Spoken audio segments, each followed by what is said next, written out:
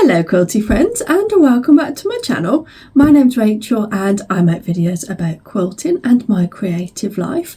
Anywhere that you can find me elsewhere on the web is listed down in the description box underneath the video, including extra weekly content over on my Patreon page. Now it's coming into autumn and I thought it is time to start an autumn quilt, and as you can see I've put it up on my little design curtain here behind me. Now don't worry, the Alice Caroline 100 blocks is still underneath the curtain. When I installed the curtain I put 2 clips onto each curtain ring because I knew the day would come where a quilt has been up there for months. I don't want to take it down, but I need to put another one up. So I have planned for this eventuality and I've just hooked a piece of wadding onto each of the curtain hooks, just so that I can put this quilt up, get a feel for it and get a nice layout going, because the last few quilts that I've made I have just been putting them on the floor. And I have had a few comments about when am I going to finish the 100 blocks. I'm working through the EPP section. It's just taking me a little bit of time, but that is on my radar that I need to get it finished so that I can get it down. But today's quilt is a little bit of a different colour scheme for me. Missouri Star very kindly sent me a brand new fat quarter bundle called Autumn Woods by Andover. I've got a selection of them left here. So they are very nice autumnal colours, and I thought an autumn quilt is going to be exactly what I need. And when I was at the Festival of Quilts I bought this Diehl book called Double Dipped Quilts, so simple double dipped quilts, and I really liked this leaf quilt that's in here. I think I showed you this in the video and told you that I would be making it. So here is the quilt. I'll show you the full photo of it. And there's the full photo. I've had to bend the book back so I don't give away all of the instructions. So the quilt finishes at, I think it might be, so the quilt finishes at 62.5 inches square. I've been making these stars in colours. So they recommend, so the book recommends having groups of green, red, orange, gold and brown flower leaves, and then with a splash of teal in there, and there is actually teal in this fat quarter bundle, so I thought that's perfect. So I've done all of my red stars and they are actually very scrappy. So although that I've used the fat quarter bundle, I also went through my stash and my scraps to see if I had anything else that I could add in, even if it was just small quantities, because in some places it's just like 2.5 inch that you need. So I was very happy that I was able to pull a few things from my stash. Obviously it's fabric that I've used for things for my sister, but this quilt is actually going to be mine. I think it's going to just look really nice in my lounge on the back of the sofa, and it'll be a lovely seasonal quilt. I've also cut all of the pieces that I need for the green leaves. And then you can choose what colour you put as the star in the middle of the leaf. So with the green ones I've opted for quite a few orange.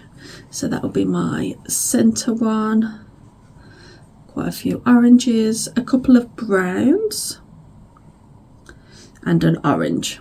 Now if you follow me on Instagram you'll also know that this is one of 2 autumn quilts that I've got in the works or planning to make, and I actually put it down to a vote on Instagram which people wanted me to start first, and this was the quilt that people voted for. The second project that I have is a Alice Caroline Moth Keeper's Journal quilt, and this is just a mixture of applique and half square triangles to make all of these lovely autumn motifs. I will be starting this one in a couple of weeks, so do keep your eyes peeled for that.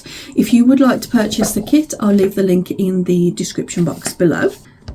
So yes, I think I need to get cracking with the greens, and I didn't cut out the whole quilt at the start. I slipped back into my old ways. I've cut all of the cream fabric, so at least there's that, but then I've still got 3 colours left to cut. So yeah, I shouldn't have done that. I know that I shouldn't have.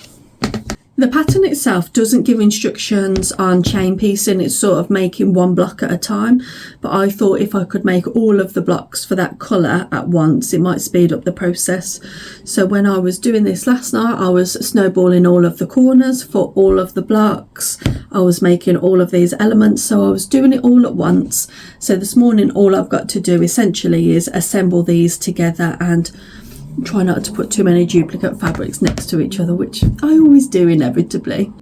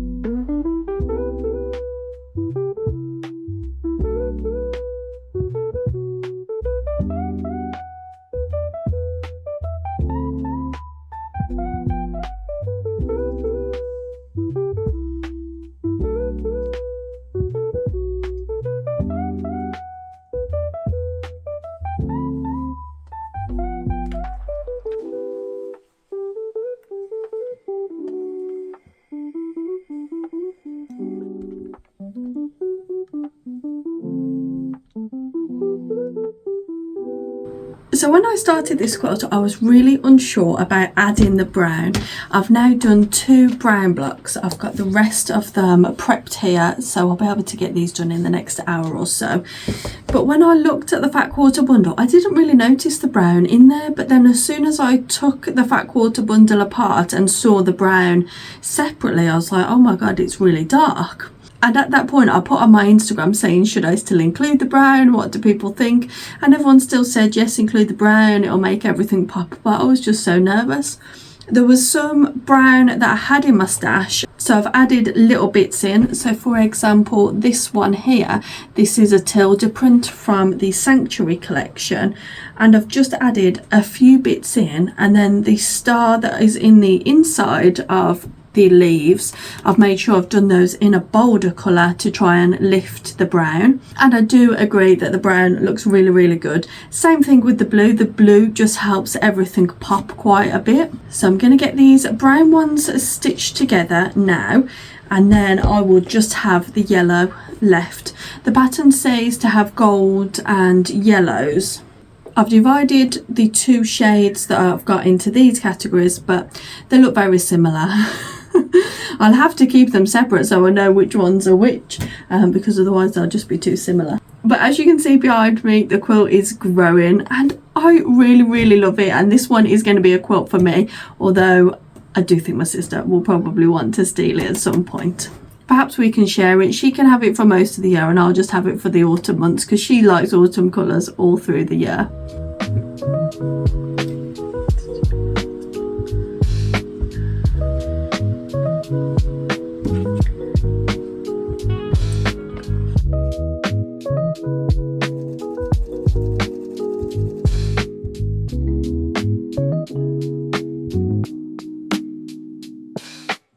I actually found the construction of these blocks fairly easy once you got into the roll of it, and it really helped to have all of the pieces prepped in advance.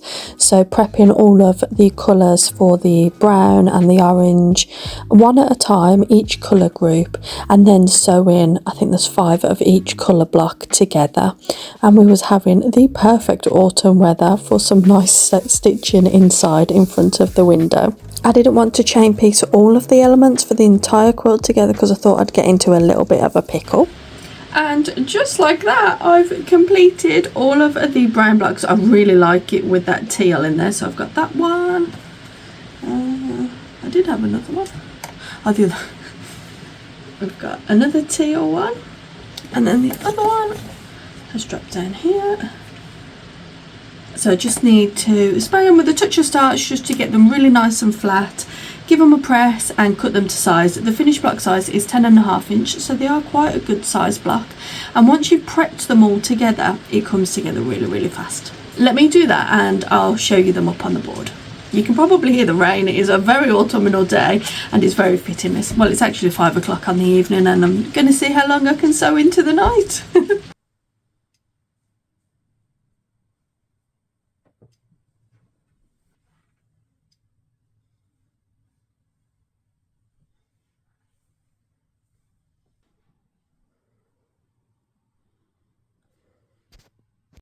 All of the blocks are now complete, but I think I'm going to rearrange it into the order suggested in the book, because as I made the blocks, I just put the red, the green, the brown, so I'm going to rearrange it, I think.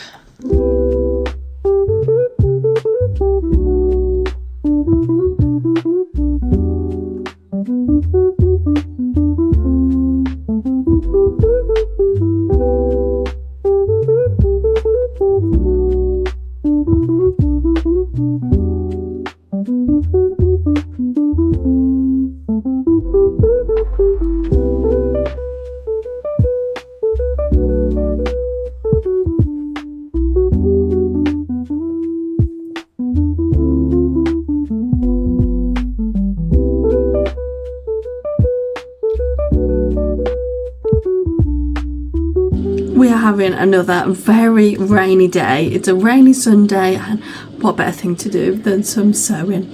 So it is coming up to early evening again. I was correct the other night, I stayed up quite late, and I suspect that it'll be the same this evening, just getting this quilt top finished, because I've just got another 2 rows to join and then the borders.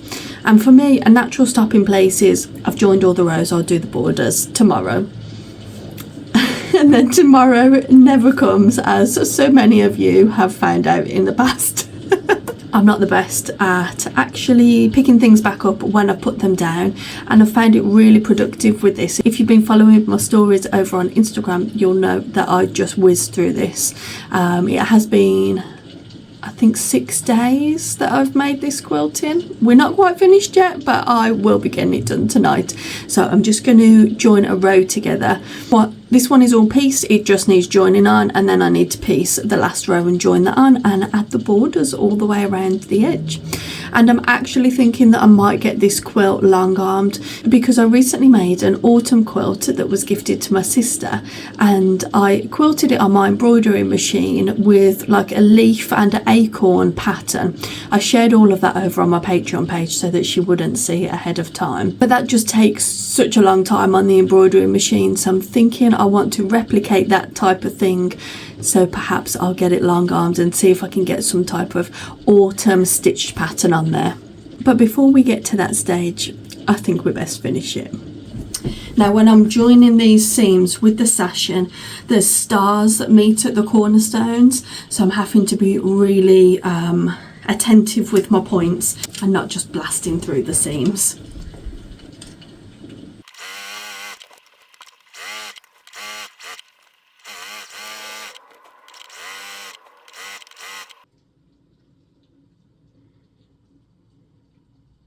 Now, I've never actually made one of Kim Diehl's patterns before. I've often downloaded some, there's some that have been offered free of charge, and I've now got 2 of her books, and I'm definitely going to be getting more of her books. A lot of her books are, the quilt samples are made up in more autumn tones, but I think you can make them in any colour palette and they will look stunning.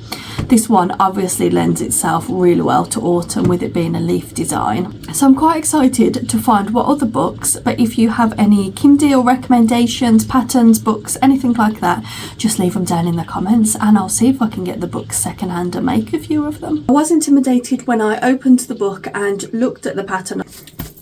I am covered in threads. A black outfit is the wrong thing to wear. But yes, when I opened the book, I was intimidated. I thought, oh my God, the instructions. But the instructions were really well written. It was a really good pattern to follow. You just break it down step by step, read it completely beforehand, try and absorb it and understand what the pattern's asking.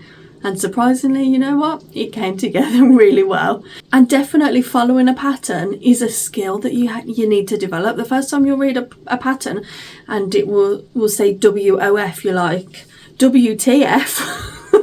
What are they on about? And all the abbreviations and things. It's like another language that you have to learn, reading patterns, especially knitting and crochet patterns. Oh my God, it's another language in itself.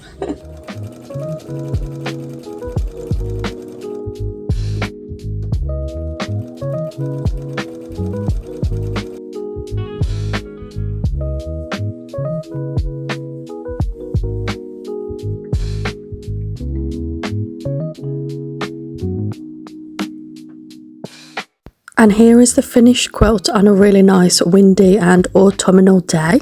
I actually surprised myself with how quickly this one came together, and I think I pretty much completed it within a week, which has to be a record for me and will probably never be completed again given my track record. I have sent this quilt off and a couple of others to a new long arming company that I've found, so I'll be sharing those in a few weeks, and I'll also provide you a review of their services and hopefully a recommendation for you all. So until the next video, you have a wonderful week and happy stitching.